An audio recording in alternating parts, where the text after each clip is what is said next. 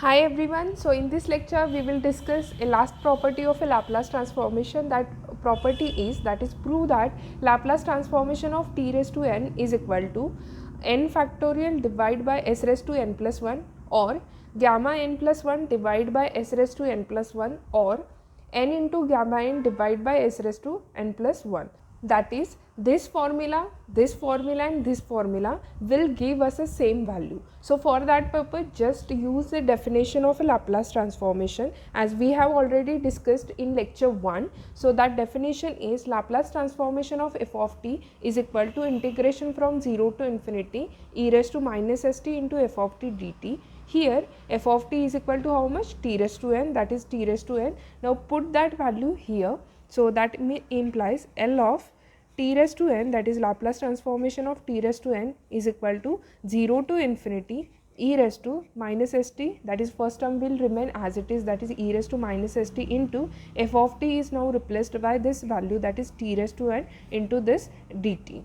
Okay, so from this definition we have obtained this new integration. Now to find the value of this integration we are going to use a substitution, that is put this st is equal to how much? P. Now check here, we have a variable t, therefore convert st into t, that is t is equal to how much?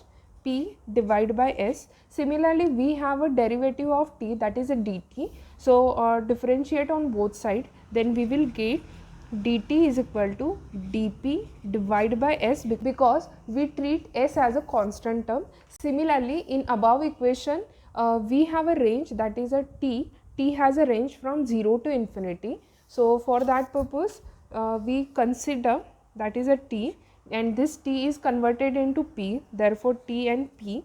T has a range from 0 to infinity. If we put this 0, that is a t equal to 0 in this equation, then p will give us answer 0. Similarly when we put t equal to infinity here, t equal to infinity, then p will give us answer same, that is infinity, therefore this will also give us answer infinity. So this is nothing but a new range, that is as firstly in first case t has a range from 0 to infinity. Now t is converted into p and p has now range from 0 to infinity, therefore this above equation is converted into, that is this equation.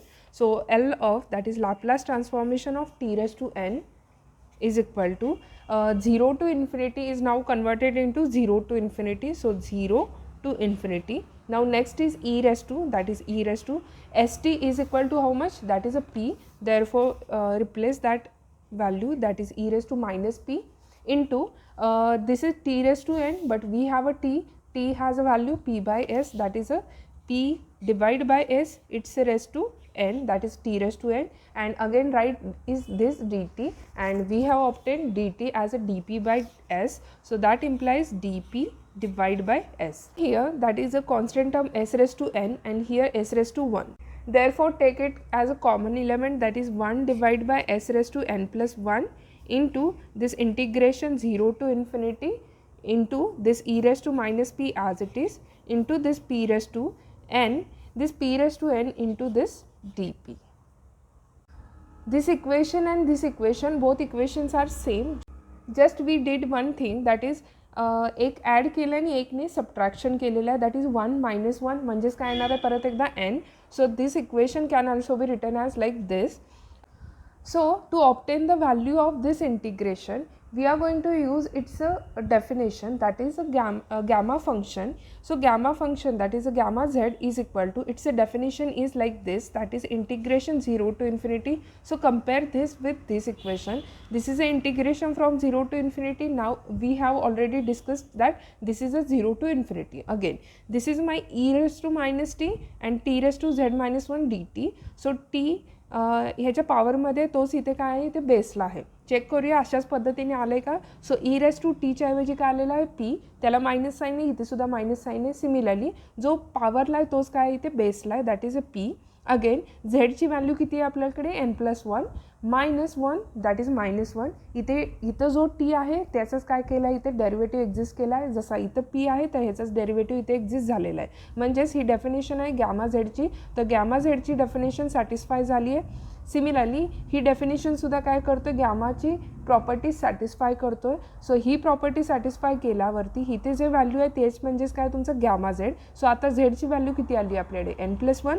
So this will give us answer with the help of this definition, that is 1/s⁻n+1 into this gamma n+1, that is this z, that is gamma z, and z means here n+1, therefore gamma n+1. So that implies this is nothing but gamma n+1 divided by s⁻n+1. So we have obtained this value, that is Laplace transformation of t⁻n, and this value is nothing but a gamma n+1 divided by s⁻n+1.